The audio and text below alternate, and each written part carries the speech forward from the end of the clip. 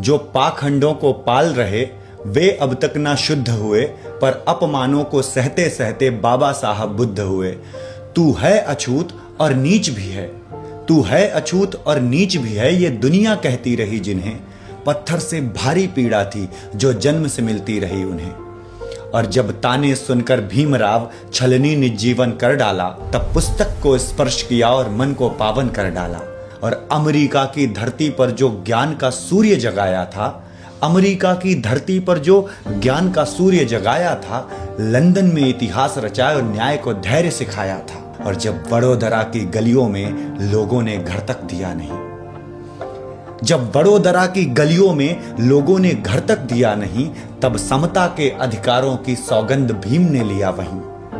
और जल सत्याग्रह में बाबा ने स्पर्श किया चवदार तालाब, सामान्य जल स्रोत को जिसमें सभी लोग पानी पी रहे हैं, जिस जल का उपयोग सभी लोग कर रहे हैं। पहली बार किसी दलित ने उस जल को स्पर्श किया था और ये भ्रांति और ये छुआछूत की भावना को मिटाने का वो पहला कदम था कि जल सत्याग्रह में बाबा ने स्पर्श किया चवदार तालाब। इतिहास की पहली बूंद थी जो कोई प्यास नहीं थी इंकलाब। संकीर्ण सोच में जकड़े हम बस तिरस्कार अवशोषक थे, संकीर्ण सोच में जकड़े हम बस तिरस्कार अवशोषक थे। बाबा साहब के पहले तक सब मनुवाद के पोषक थे। और भीम जो कांची स्वर पहुंचे, भीम जो कांची स्वर पहुंचे, मनवाद का ग्रंथ जला डाला।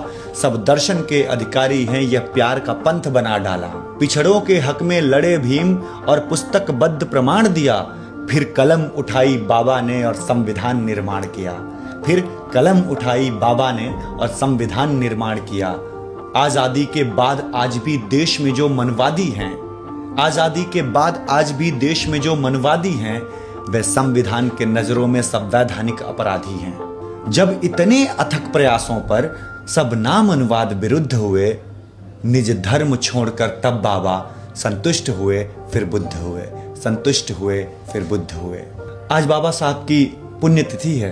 पुष्पांजलि के रूप में, श्रद्धांजलि के रूप में ये कविता आप ज़्यादा से ज़्यादा शेयर करें। रखिए अपना खूब ख्याल। जय हिंद, जय भारत, वंदे मातरम।